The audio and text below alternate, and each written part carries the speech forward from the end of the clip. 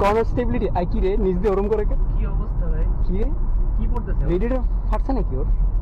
Slow করো। তাই তো মনে হইতেছে কি ফাটছে? রেডিয়েটর ফাটছে ব্রো, নো ওয়ে। আসসালামু আলাইকুম গাইজ, আজকের ভিডিওতে আপনারা দেখবেন যে আমার ফ্রেন্ডের যে টয়োটা 110 আছে সেটাতে হচ্ছে আপনার রেডিয়েটরের পাইপ ফেটে যায়। হ্যাঁ, অ্যান্ড দেখবেন যে কি বাজে একটা সিনারিও হয়। এই ভিডিওটা অনেকদিন আগে বানানো হয়েছিল আমার আগের ক্যামেরা দিয়ে, সো সাউন্ড কোয়ালিটি খুব একটা ভালো আসে নাই। সো আমি এটার উপর দিয়ে মোটামুটি ভয়েস ওভারই রাখবো। আর হ্যাঁ গাইজ, এখানে কিন্তু আমরা খুব একটা স্পিডিং করি নাই।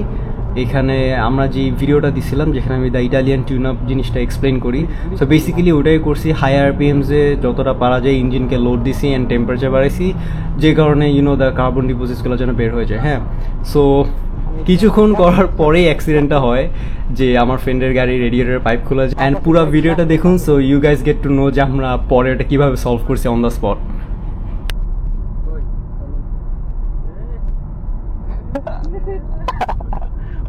মজা নেই। জানে রিঅ্যাকশনস টু বল।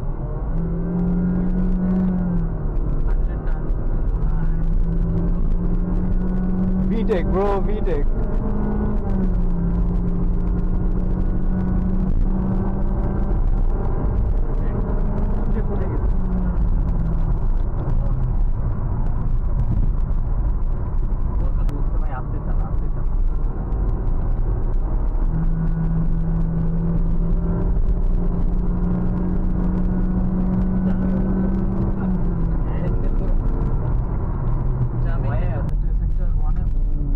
দেখ স্টিল নো টায়ার স্লিপ ভাই, স্টিল নো টায়ার স্লিপ। দেখছো ভাই, ট্রাকশন কারে বলে ভাই, ট্রাকশন কারে বলে ভাই।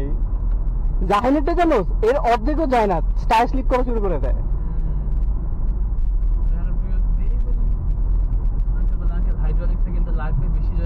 ভাই। This is why you buy Honda, ঠিক আছে।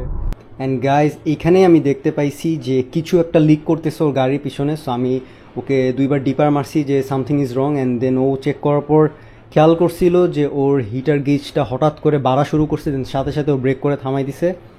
হ্যাঁ, অনেক হার্ড ব্রেক করছে, and you always have to be careful যে সামনে পিছে কে কীভাবে গাড়ি চালাচ্ছে। সো আমি ওকে দেখার পর আমি স্লো ব্রেক করতেছিলাম, বাট দেন ও একদম থামায় দেওয়ার পর I had to hard brake. And obviously hard brake করার সময় লেফট হ্যান্ড পিছে খেয়াল করা দরকার, কারণ আপনার পিছে যদি গাড়ি থাকে সে যদি সেন্স না করে সামনে হঠাৎ করে একটা গাড়ি দাঁড়ায় গেছে, তখন কিন্তু একটা বড়সড় অ্যাক্সিডেন্ট হইতে পারে। হ্যাঁ, কর্নার স্টেবিলিটি আই কি রে নিজ দিয়ে ওরম করে কি অবস্থা ভাই? কি রে কি পড়তেছে? রেডিয়েটর ফাটছে নাকি ওর? স্লো করো। তাই তো মনে হইতেছে কি ফাটছে? রেডিয়েটর ফাটছে ব্রো, নো ওয়ে। কি ও রেডিয়েটর ফাটছে?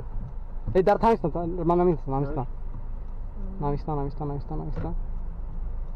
দেখবি আমি bro, it's all on camera. Dead. নিজের একটা দিয়ে তোর বাপরে কি দিবে? সাউন্ড কি হবে? আল্লাহু আকবার। গাড়ি অন থাকুক, এসি অফ করে নিচে নাম। ভাই দেখবি আমি তো রেডিয়েটর আসছে ভাই। হোলি শিট ভাই, এই তো কি রে, কি নাকি ও গন্ধ আসতেছে ভাই। কোন দিকে? ইয়ে কোনখানে যে পাইছি? হ্যাঁ, ও রেডিয়েটর ফাট ব্রো। ইঞ্জিন যাতে না ফাটে ভালো। আমার এখানে একটা ইঞ্জিন অফ করে দিই, বুঝছো? হ্যাঁ ঠিক আছে। ভাই তুই ব্রেকটা অনেক জোরে করছিস বাপ, আমি তো প্যারা খেয়ে গেছিলাম। যে কিসের প্যারা খেয়েছো? তোর গাড়ির ব্রেকের সাথে হয়? তাও ঠিক, তোর কুলেন্ট খুলে গেছে। এই যে এই লসটা আছে না, এই পাইপ খুলে গেছে। পাইপটা লাগাতে পারবি না? না, এটা লাগাবো। আমি গাড়িটা অফ করে আসতেছি, ঠিক আছে?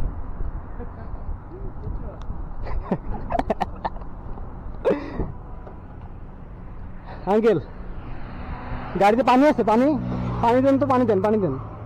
পানি আছে? না পাইপ খুলে গেছে।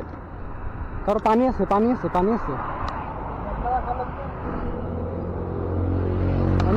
আচ্ছা, একটু আছে আর একটু আছে।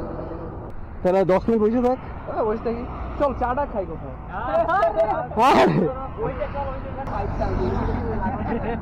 মজার কথা কি তোমার লং ক্যামেরা ব্রো আরে কন্টেন্ট বাল ওর চ্যানেলে ছাড়া দিবে বুঝছস না আরে তুই কি চাপ দিতে পারবি? এটা ধরে চাপ দে, আমি ফ্লাইটে টান দিই। চাপ বলতে কোনটা এইটা চাপ দিবি, ঠিক আছে? চাপ দে। ঢুকছে, এই বাল ঢুকছে তো। দাদা তোর হাত কাঁপতেছে, দাঁড়া আস্তে আস্তে আরে হাত কাঁপবে এক হাতে না, দুই হাত দিয়ে ইয়া করতে গেলে ও ইয়া করে এনে সেকেন্ড টাইম বললো এটা ব্রিজিং করিস না, কিন্তু অনেক টক্সিক বাই দ্য ওয়ে। উপর দিয়ে পানি ঢালতে রেডিয়েটরটা বাইরে থেকে ঠান্ডা করতে। সেলুন রিভিউ আপনার না পড়তেছে না, পড়তেছে না, পড়তেছে না। কি রে ভিডিওটা না গেল 3 2 1 আল্লাহু আকবার। তুই সরে কোন দিকে চালা? স্টেবল আছে না?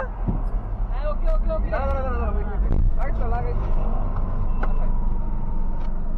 Good, let's go boys, let's go let's go. So এখানে দেখতে পারতেছেন যে হওয়ার পর আমরা সাথে সাথে থেমে গেছি, অ্যান্ড আমি গাড়িটা ব্যাক করে আমার ফ্রেন্ডের গাড়ি থেকে কিছুটা ডিস্টেন্সে রাখছি, যেন পিছন থেকে যদি কোনো অনকামিং গাড়ি এসে যদি আবার আমাকে রিয়ার এন্ড করে, তাহলে আমার গাড়ি যেন যে আবার ওর রিয়ার এন্ড না করে।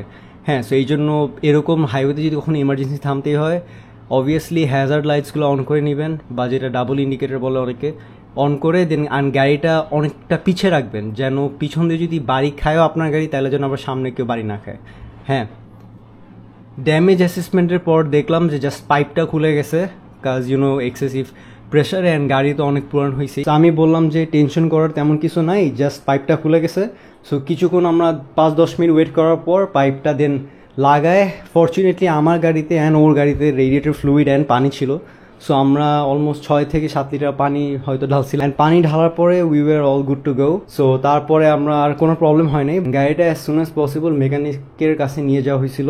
সেখানে যে এক্সট্রা পানিটা ঢালছি সেটা আপনার রেডিয়েটর পুরোটা ফ্লাশ করে দেন হচ্ছে আপনার নর্মাল রেডিয়েটর ফ্লুইড ঢালা হয়েছে, আর রেডিয়েটরের পাইপটা ভালো মতো বসানো হয়েছে, ক্ল্যাম্পটা যেন পাইপটা আবার খুলে না যায়। So yes guys, and it was a pretty good and thrilling experience at the same time, because এরকম একটা ইনসিডেন্ট আউট অফ নোওয়্যার হয়েছে, and we could easily manage that staff. So yeah, I hope you guys enjoyed it, and we will see you in the next one.